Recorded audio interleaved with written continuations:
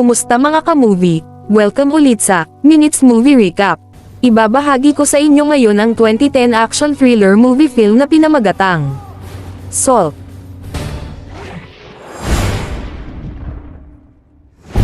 Noong 2003, si Evelyn Salt ay pinahihirapan ng mga sundalo ng North Korea na inakusahan siyang isang espiya. Kalaunan, ipinagpalit siya sa isang North Korean prisoner at iniligtas ng kanyang amo na si Ted Winter. Habang naglalakad patungo sa border, tinanong ni Salt kung bakit siya pinalaya. Pinaliwanag ni Ted na ang kanyang kasintahang si Mike, na makikitang nakatitig sa kanya mula sa kabilang panig ng border, ay nagpetisyon sa lahat ng nasa gobyerno para palayain siya. Para mapigilan nila siyang gumawa ng mas hindi kinakailangang publicity, pumayag silang gawin ang palitan para mapalaya si Salt. Makalipas ang ilang buwan, pinapanood ni Salt ang kanyang asawa na ngayong si Mike na nagtatrabaho sa hapagkainan para pag-aralan ang ilang mga gagamba. Matapos niyang mapansin na nakatayo si Salt doon, sinabi niyang happy anniversary sa asawa. Inalok ni Salt na ipagluluto siya ng almusal, ngunit tumanggi si Mike at sinabing hindi siya masarap magluto.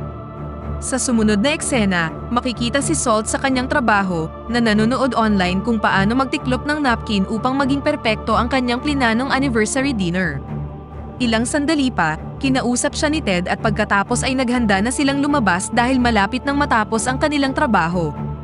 Habang papaalis na sila, hinabol sila ng isa pang agent at sinabing dumating ang isang Russian defector at gustong magbigay ng impormasyon sa kanila. Upang makita kung may kapaki-pakinabang na impormasyon ang Russian, kaagad na bumalik sina Salt at Winter sa itaas. Ginamit nila ang mga neural scanner upang matukoy kung nagsisinungaling ang Russian defector, at pumasok si Salt sa silid upang simulan ang interview. Nagpakilala ang defector bilang si Orlev Vasilyevich at nagpatuloy sa pamamagitan ng pagsabi sa kanya ng isang kwento tungkol sa isang Russian espionage program na itinatag noong Cold War. Sa programang ito, dinukot ang mga anak ng mga American families at pagkatapos ay pinalitan ng mga batang Russian na sinanay na maging espiya ng isang Russian official, umaasang maibabalik ang pagiging dominante ng Russia balang araw. Ang mga agent na ito ay tinatawag na K-12 at ang bawat agent ay may kanya-kanyang misyon at binigyan ng eksaktong petsa kung kailan sila aatake. Nabunyag na malapit nang dumating ang araw na ito, at ang mga kaganapan ay magsisimula sa pagpatay sa Pangulo ng Russia sa libing ng Vice President ng US sa susunod na araw. Sinabi ni Ted kay Salt na tapusin na ang interview dahil hindi sila naniniwala sa kanya. Habang papaalis na si Salt, ipinaliwanag ni Orlev na ang agent na papatay sa Russian President ay si Evelyn Salt. Kaagad na umalis si Salt sa silid at halatang balisa siya. Habang papunta siya sa viewing room kung saan naghihintay ang kanyang mga kasamahan, natukoy ng neural scan na totoo ang lahat ng sinabi ni Orlev sa buong panayam. Nagsimula siyang makipag-usap sa counterintelligence officer na nagngangalang Peabody at iginiit sa kanyang inosente siya. Naniniwala si Ted na inosente si Salt at sinabi kay Peabody na mag-move on na sila. Samantala, inihatid palabas si Orlev ng dalawang agent at pumasok sila sa isang elevator. Sa kabilang banda, inutusan si Salt na maghintay sa interrogation room, habang inaalam pa nila kung ano ang sunod na gagawin.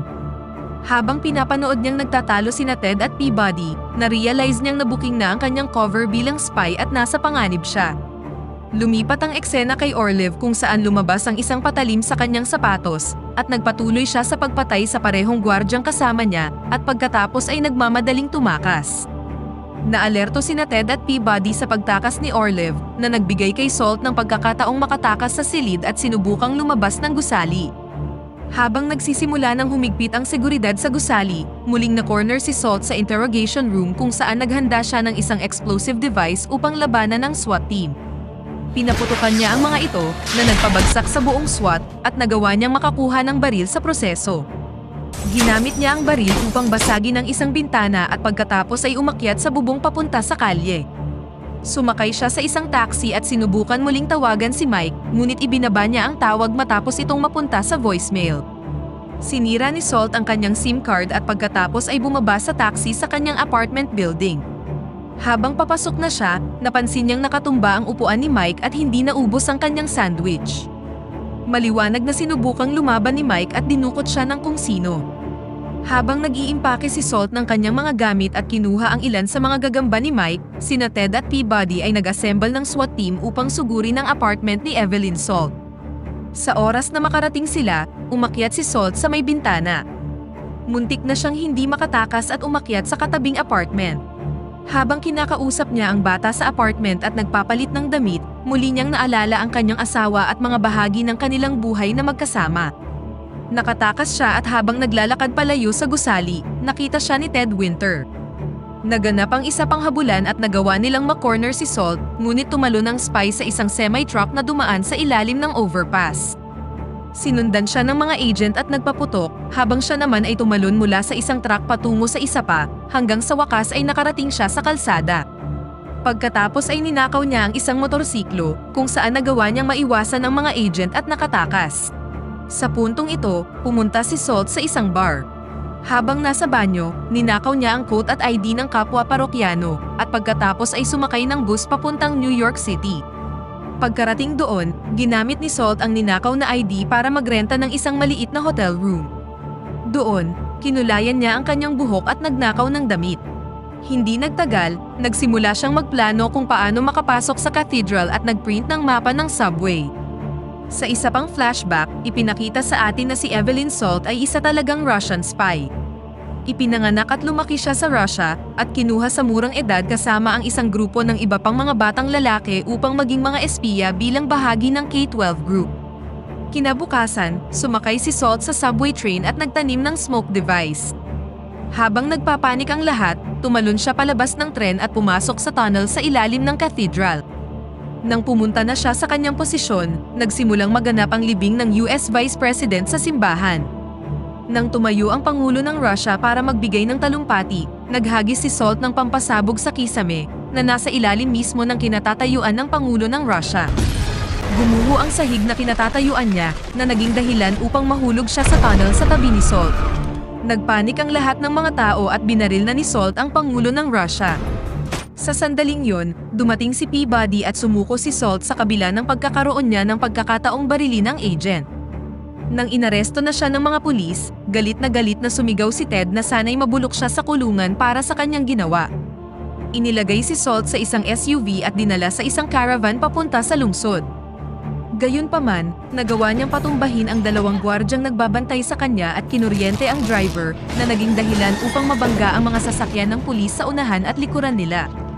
Upang matakasan ng ibang pulis na ngayon ay nakapalibot na sa kanya, pinaandar niya ang SUV sa ibabaw ng guardrail papunta sa kalsada sa ibaba. Nang lumapit ang mga tao upang tingnan kung okay lang ang lahat ng nasa loob, nagawang makatakas ni Salt. Sa puntong ito, ibinalita sa telebisyon ang tungkol sa pagkamatay ng Pangulo ng Russia at mga riot na nangyayari ngayon sa buong Moscow. Samantala, makikita si Salt sa isang ferry boat at papunta siya sa isang scrap metal yard. Doon, nakasalubong niya si Orlev at niyakap siya. Nabunyag na siya ang lalaking kumuha at nagsanay sa kanya noong bata pa upang maging espiya ng Russia. Pagkatapos ay dinala si Salt sa isang barko na nagsisilbing headquarters ng mga espiya ng Russia. Ipinaalam sa kanya na ang sunod na hakbang ng kanilang plano ay sakupin ang mga nuclear weapon at simula ng isang malakihang digmaan sa pagitan ng Russia at US na sisira sa mundo. Matapos dalhin sa loob ng barko, nakita niya si Mike na ginawang hostage. Upang makita kung tapat pa rin si Salt o hindi, pinatay ni Orlev si Mike at pinanood ang kanyang reaksyon. Nang hindi siya nagpakita ng anumang reaksyon, ipinakilala siya ni Orlev sa mga kapwa niya espiya, at pagkatapos ay isinama si Salt sa kanyang opisina upang isiwalat ang iba pang mga detalye tungkol sa plano. Sa sandaling marinig na makikipagkita siya sa isang espiya na nakabalat kayo bilang isang NATO officer sa may Washington DC, binuhusan ni Salt ng inumin si Orlev, binasag ang bote ng alak at ibinaon ito sa leeg ng lalaki bilang paghihiganti sa pagpatay niya kay Mike. Pagkatapos, gumamit si Salt ng mga granada upang patayin ang lahat ng mga Russian spy na nasa barko. Hindi nagtagal, umalis na si Salt sa barko at pumunta sa lugar kung saan sila magkikita ng kanyang contact na NATO officer. Pagkatapos niyang sumakay ng eroplano, nakilala niya ang lalaki bilang isa sa kanyang mga kaklase at naalala ang kanyang mga spy training noong bata pa siya. Doon, pinag-usapan nila ang kanilang buhay at kanilang childhood. Dito nabunyag na si Salt ang pinakamagaling sa kanyang klase at siya rin ang unang makakatapos ng planong ito. Ibinunyag niya na ang plano ay patayin ang Pangulo ng US habang siya'y nasa kanyang security bunker sa White House. Pagdating nila sa Washington DC, binigyan niya si Salt ng bagong ID at nagbalat kayo bilang kapwa NATO officer. Matapos makapasok sa White House, ipinahayag ng lalaki na isasakripisyo niya ang kanyang sarili sa pamamagitan ng pagpapasabog sa kanyang sarili upang magtago ang presidente sa bunker kung saan siya papatayin ni Evelyn Salt. Kabilang si Ted sa mga lalaking nagbabantay sa presidente at tumakas kasama niya patungo sa bunker. Habang papasok silang lahat sa elevator papunta sa bunker, nasa itaas nila si Salt na tumalon mula sa bawat palapag gamit ang framework shaft ng elevator. Sa sandaling makarating sa palapag ng bunker, isa-isa niyang pinabagsak ang mga gwardya sa labas at ligtas na nakapasok sa bunker bago pa magsara ng tuluyan ang pinto. Sa bunker, itinaas ng Pangulo ang terror alert sa bansa sa DEFCON 2 dahil nag-deploy na ang Russia ng kanilang nuclear weapons bilang pagganti sa nakikita nilang isang act of war nang patayin ang kanilang Pangulo ng isang CIA agent. Matapos mabigyan ng Pangulo ng buong autoridad na ilunsad ang mga missile ng US, nakita ni Ted sa CCTV na papalapit na si Salt at inutusan ang mga agent na kunin ang kanilang mga armas. Gayunpaman, bigla siyang kumuha ng baril at pinatay ang lahat ng nasa silid, hanggang sa silang dalawa na lang ng presidente ang natira. Sa nakakabiglang twist na ito, nabunyag na si Ted Winter ay isa ring Russian spy tulad ni Evelyn Salt. Inutusan niya ang Pangulo na i-activate ang mga nuclear sa bansa, ngunit tinanggihan siya nito. Dahil dito, pinatulog ni Ted ang Pangulo at nasaksihan ni Salt ang lahat ng nangyari. Lumapit siya sa bulletproof window at sinenyasan si Winter na gamitin ang kamay ng Pangulo para muling i-activate ang strategic strike sa Mecca at Tehran. Nagsimula siyang makipag-usap kay Ted sa may salamin at nagtanong kung bakit hindi niya sinabi na isa rin siyang espiya. Nagmakaawa si Salt na hayaan siyang sumama sa kanya at sa huli ay pumayag na rin si Ted. Habang papunta si Ted sa pinto upang papasukin si Salt, ipinakita ang balita sa telebisyon na nagsasabing buhay pa ang Pangulo ng Russia at binigyan lamang ng paralyzing venom. Nang ma-realize ni Ted na gumamit si Salt ng kamandag mula sa mga gagamba ni Mike upang palabasin na pinatay niya ang presidente, sinabi ni Ted na hindi na siya nagtitiwala sa kanya mula nang mabawi siya sa North Korea. Alam niyang sa simula pa lang ay na-in-love na siya kay Mike at hindi na siya katulad ng dati, kaya ito ang dahilan kung bakit sinabihan niya si Orliv na dukutin at patayin si Mike. Sa puntong ito, galit na galit si Salt at tinangka niyang barilin siya sa salamin. Nang hindi ito gumana, nakakita siya ng access box sa tabi ng pintuan sa kabilang panig ng silid. Pinuntahan niya ito at pinaputok ang kanyang baril hanggang sa tumambad ang access box sa likod nito. Pagkatapos ay nirewire niya ang box para makapasok sa conference room ng bunker. Sa silid, naglaban sina Salt at Ted Winter. Malapit nang makumpleto ang pag-activate ng nuclear strike, ngunit sa huling minuto, dumating ang Secret Service at pinatigil silang dalawa. Sa halip na isuko ang sarili, tumalon si Salt para hilahin ang plug sa computer, nakumansela sa nuclear strike, ngunit nabaril siya sa proseso.